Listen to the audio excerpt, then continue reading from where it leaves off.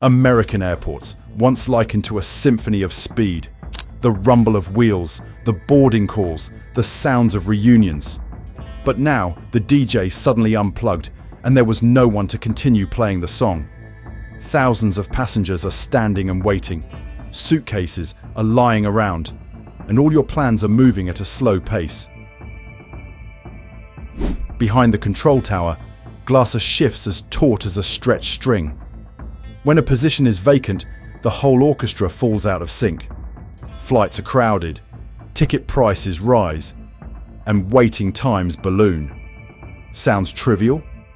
Ask those who have to change their medication hourly, or the grandfather who only sees his grandchild on weekends. In the next 20 minutes, we'll travel from Newark to Los Angeles, from Atlanta to Orlando, 10 airports on the brink of tension. In each location, we not only record events, but also seek the hidden causes behind them. Is it due to salary, training, the old system, or the decision to delay investment? Ready? Let's fasten your seatbelts. We're about to enter turbulence, where numbers collide with your everyday life. Let's start with the first airport. Newark, the eastern gateway where millions of flights converge each year. A steel orchestra of modern America. But it seems this giant band is playing without a conductor. According to the FAA, EWR will have to cut flights by 20% until October 2026. The numbers sound dry, but imagine this. For every 5 planes scheduled to fly, 1 is forced to stay grounded, like a soccer field where the team only has 8 players on the field. The match continued, but the rhythm was broken, and cheers turned into sighs. Why is a large hub short-staffed? This is the most densely flown area in the country, but the pay and pressure are disproportionate. The young controllers left, while the veterans, after decades of listening to headsets and watching radar screens, retired en masse. The cost of living in New York, New Jersey is as expensive as gold, but the salaries are only silver. And so, the sharp ears chose to move elsewhere, leaving a cold void in the control tower. And then, the consequences spread faster than a radio signal. Each flight cancelled is not just one less plane. That's thousands of people whose plans were disrupted, hundreds of airlines that had to reschedule, and a domino effect began. Ticket prices increased, wait times were long, and ground operations were congested. For the middle class, it's simple.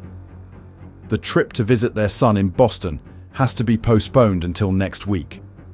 A delayed flight led to a week of disruption.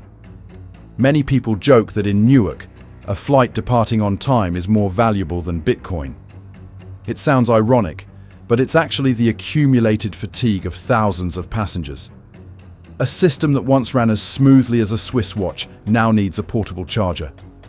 In reality, EWR is not only short-staffed, but also lacks long-term vitality. While the policies are just temporary fixes, adding a few overtime shifts, extending work hours, the core of the problem is a bottlenecked training pipeline and skewed workforce allocation. Some places have a surplus, others are depleted.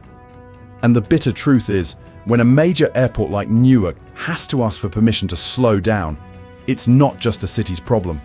It's a warning sign for the entire system. An aviation empire is showing cracks beneath the glossy veneer. Are we witnessing a technical delay or a harbinger of a period of declining national operational capacity? Next, we fly down to Florida, where the land of magic is facing a reality that is no less bitter. Orlando, where people go to escape reality, but reality greets them right at the airport gate. Once hailed as America's magical destination, it has now become a test of patience for visitors. Last month, the FAA had to temporarily halt landings at Orlando during peak hours. The reason sounds simple: a shortage of air traffic controllers. Just a few people were missing, but enough to make the whole sky hang. Imagine, You're suspended in mid-air. The pilot announces a short delay. And you know, a short delay here could mean half an hour, or no one dares to promise. Orlando is experiencing a personnel drain. Florida's tourist season is the golden season, but for ATC, it's the season of sold-out shows. Many people work 6 days a week, do night shifts, sleep little, live on caffeine, and have unforgiving work schedules. Some air cups were removed due to fatigue, while others requested to be transferred to a smaller airport for easier breathing. A staff member once joked, "In Orlando, we don't control the planes. We control our own panic." A half-true, half-sarcastic saying. Because with every flight here, you're flying into a system that only needs 2 sick calls for the entire airport to have to adjust its plans. For passengers, the consequences are simple but profound. A family of 4 flew from Ohio to Disney, a dream trip after 2 years of saving, a 3-hour delay, tired children, exhausted parents, and the hotel charging extra for late check-in. A day off suddenly turned into a day spent staring at a flashing electronic board. Travel agencies complain about losses, but in reality, the ones who suffer are middle-class passengers, those who just want a change of pace but end up paying extra fees for the delay. Orlando is where dreams come true, but it seems the only dream that hasn't come true is having enough people to land on time. Ironically, amidst the vibrant Mickey Mouse models and Disney fireworks, Orlando Airport resembled an amusement park stuck in an emergency stop. Is this lack of magic just a temporary glitch, or a sign that the US airline industry is so exhausted it needs to take a break to catch its breath? And don't forget, this is just one of 10 pieces. If the system is already struggling in a magical land, what awaits in harsher environments? Hold on tight, because our next stop is Los Angeles, where the City of Angels suddenly went on hold and ground stops became the most unexpected show in Hollywood. Los Angeles, the city of lights, blue seas, and your ground stops. Where the Hollywood dream still shines brightly on the screen, but beneath the surface, thousands are watching the electronic board flash the word delayed like an endless joke. Last October, LAX had to temporarily suspend landings for several hours. No terrorism, no major storms, no serious technical malfunctions, just a shortage of personnel in the control tower. A heavy silence blanketed the California sky, where the roar of jets should have been echoing. Why is this happening in Los Angeles, the tourism capital of the United States? Simply put, LAX is the pressure cooker of aviation. Every day, hundreds of airlines from all over the world jostle to land, and every minute late is a domino effect. But what few people notice, behind every perfect landing is a person who hasn't slept enough. Controllers at LAX are working in the most energy-intensive environment in the country. A wrong shift, an hour of overtime, and the whole system is gasping. And what about the cost of living in Los Angeles? Imagine this. The salary of a newly qualified controller is around $70,000 to $80,000 USD per year, while rent for an apartment near the airport can eat up as much as 40% of their income. Many people are forced to travel dozens of miles, making night shifts and rotating schedules nearly impossible. Not a few people had to put down their headphones and switch to smaller airports for an easier life. And the consequences are all too clear. A ground stop at LAX isn't just a few delayed flights, it's a nationwide hiccup. When Los Angeles is congested, San Francisco has to reschedule, Denver is delayed, and passengers from Atlanta to Seattle are all affected. A businessman loses a contract, a family misses their trip, a father can't make it back for his child's birthday. These small things add up to a big picture, a system that is no longer as reliable as it used to be. Hollywood has made films about the end of the world before. Now, perhaps they just need to look out the window at LAX for enough material. While the film industry complains about a shortage of good scripts, the aviation industry is repeating an old script. a lack of personnel, blaming, and then temporary fixes. An airport that was once a symbol of freedom taking off has become a test of patience for millions. Every minute that passes on the waiting benches is a slow, sarcastic, and unbelievable scene, making it hard to believe this is America in 2025. If even a tourist paradise is being shut down due to lack of manpower, is there any place in this system that is immune? Or did this crisis spread like wildfire, from the glittering West Bank all the way to the country's center of power? Next, we fly east, to Washington, D.C., where the very people who write aviation policy are also stuck in their own security lines. Washington, D.C., where power is packaged in suits, ties, and urgent meetings. A city that never sleeps, but whose airport is constantly yawning. Ronald Reagan Washington National Airport, or DCA, is only a few miles from the White House. This place was supposed to be a model of order and efficiency, but ironically, it's becoming the new symbol of organized chaos. Last October, the DCA was forced to reduce peak hour frequency simply because there weren't enough controllers. The control tower must operate on a rotating survival basis. Whoever is still healthy stays. Whoever is tired goes home. Some people joke that in DC, even airplanes have to wait for administrative approval. Why is the center of power so chaotic? It's not just a shortage of people. It's not just because the government is shut down, but it's because here, every layer of airspace overlaps like a game of Jenga. The military zone, the civilian zone, the White House special zone. Just a small deviation, an overlapping flight path, and the system has to freeze for review. Caught between political and technical pressures, controllers at the DCA became silent gatekeepers. But few remember that they carry the weight of both the nation and personal flights on their shoulders. And when the government shuts down, they still have to work, without pay. Just think about it. You're controlling hundreds of tons of steel, moving hundreds of feet apart, and your salary might not even be in your account yet. Yes, the A-list citizens of the aviation industry are living like temporary contract civil servants. For the people, the consequences are very concrete. Business flights are delayed, conferences are late, and orders are postponed. And for the middle class, the irony lies in this. The capital of the free world doesn't have enough manpower to operate the most basic things. Flights, seating, and a timely apology. Someone once said, if you want to know if a country is stable, look at the capital's airport. If that sentence is true, then DCA is most clearly reflecting the systemic chaos of America. Meetings are being held to discuss personnel reform, while the actual personnel are stuck in security lines.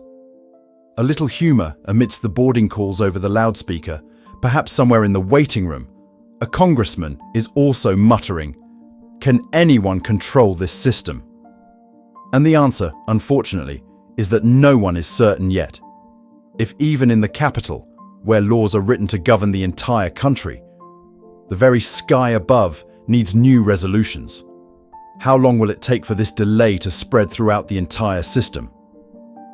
In the next few minutes, we'll be descending into Atlanta, the busiest business hub in the United States, where every second is worth money, and a staffing shortage can shake the entire cash flow.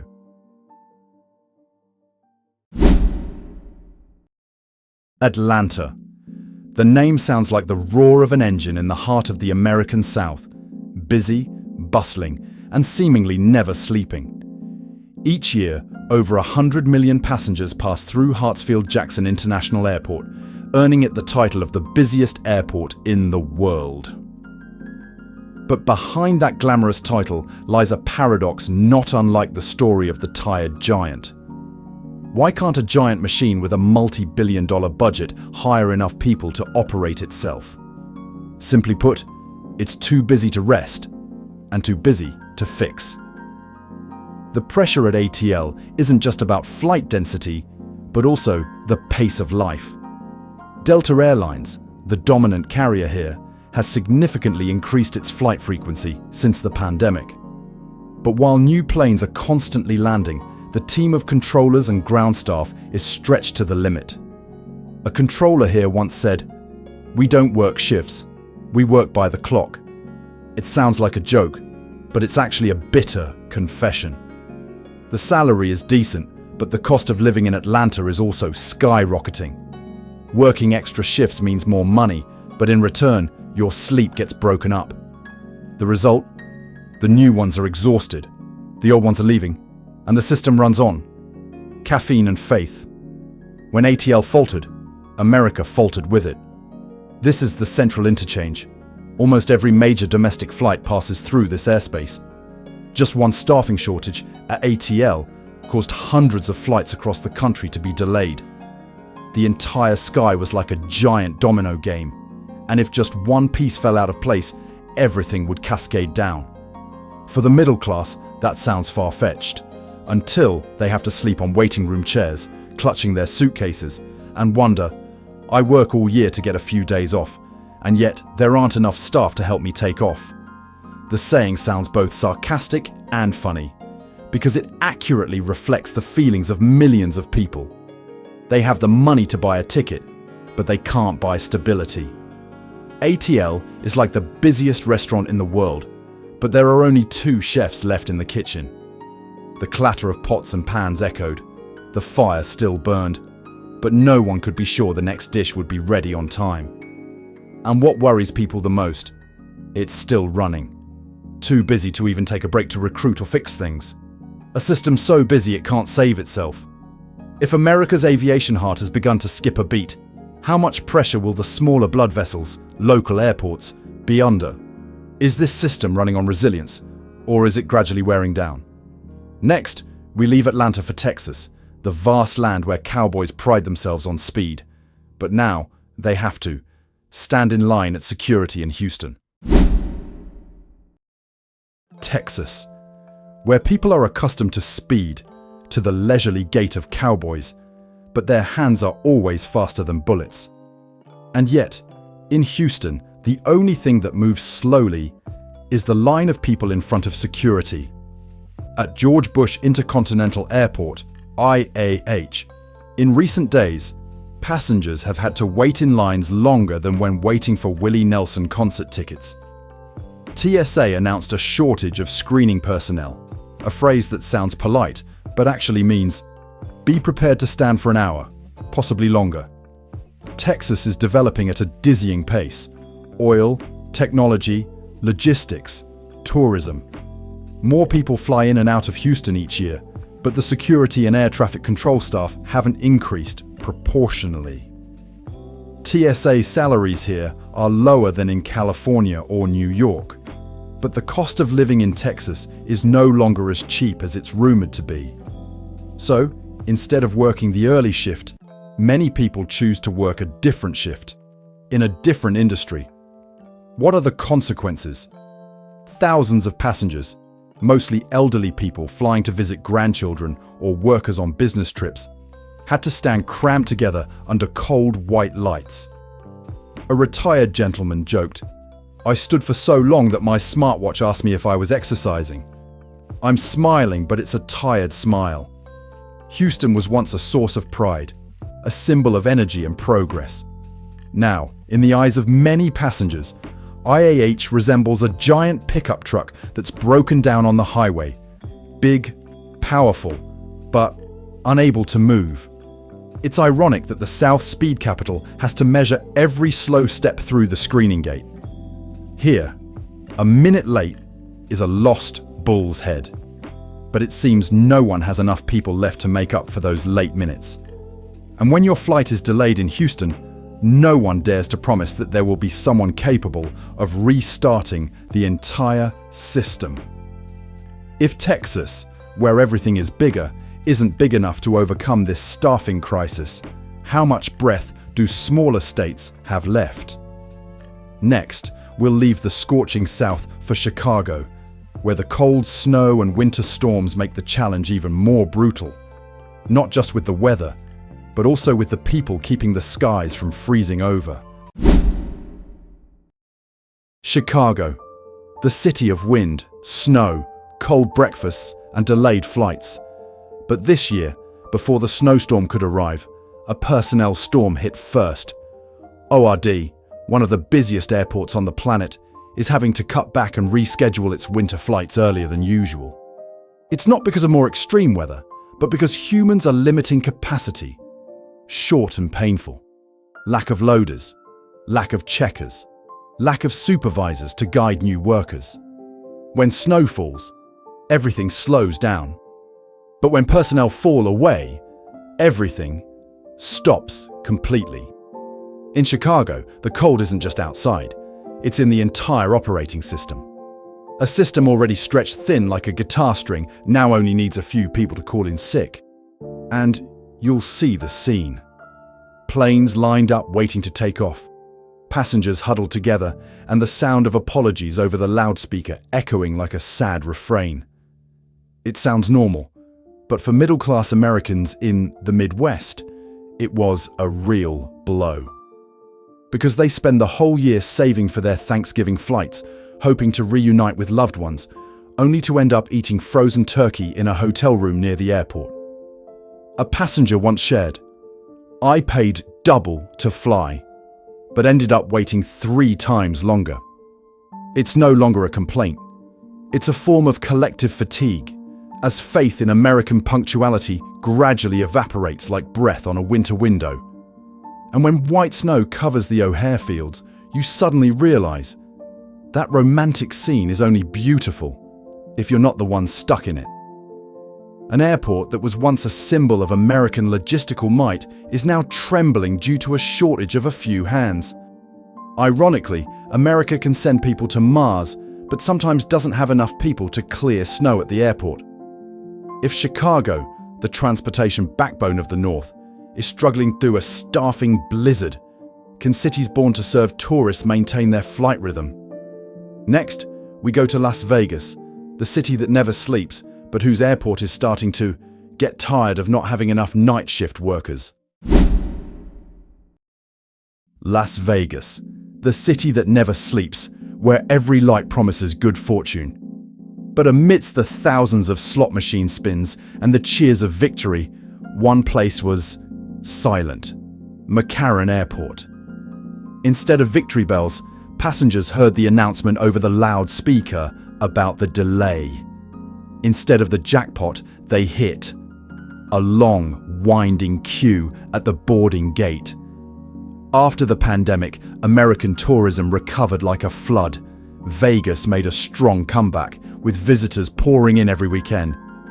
But the airport staff, from controllers and ground crew to baggage handlers, have never been able to keep up with that pace. And because Vegas comes alive at night, the night shift is a nightmare. Few people want to stay awake amidst the noise of jet engines to watch a flight land at 2 a.m. So the night shift is thin, and every small incident turns into a domino effect. The consequences are immediately apparent. Older passengers, who make up the majority of resort tourists, had to wait for hours, holding their tickets and staring at the electronic board.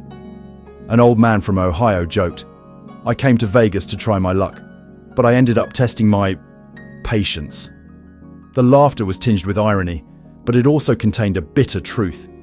In a city where everything moves fast, the airport was slower than a roulette wheel that had stopped spinning. And the consequences are far-reaching. When customers have to wait, they buy less, eat less, and spend less. The shops in the airport, which once thrived on the hustle and bustle, are now also struggling. Vegas may win on the casino floor, but it's losing on the runway. How ironic. In a place where people seek luck every minute, they have to pray for a few more staff members to come on shift. McCarran is now like a casino that's been unplugged. The lights are still on, but there's no music anymore. If even an adrenaline-fueled city like Las Vegas is slowing down, where else in America can maintain its normal pace? And is this crisis just a temporary hangover, or a sign that a system is exhausted after years of betting against itself? Next, we leave the Nevada desert to take in the panoramic view of the American sky, where 10 major airports are not only slowing down, but also signaling a turbulent future for the entire aviation industry. 10 airports, 10 stories, one common problem. America is flying on tired wings. From New York to Vegas, every place you look there are scenes of staff shortages, delays, and sighs echoing through cold hallways. It's not because we lack technology, but because the system has forgotten that humans also have limits. Perhaps America isn't lacking aircraft, but rather people capable of keeping them in the air. And the remaining question for you is this a temporary crisis or a signal that the entire system needs an emergency landing? Please share your thoughts in the comments section. I really want to hear your perspective. If you love behind-the-scenes stories like this, where every number has a soul and every phenomenon has a human element, please click subscribe and turn on notifications so you don't miss the next videos. This video was made for the purpose of analysis, information, and social commentary. All data, opinions, and examples are compiled from public sources and do not represent any organization or agency. Thank you for staying until the end. See you in the next videos.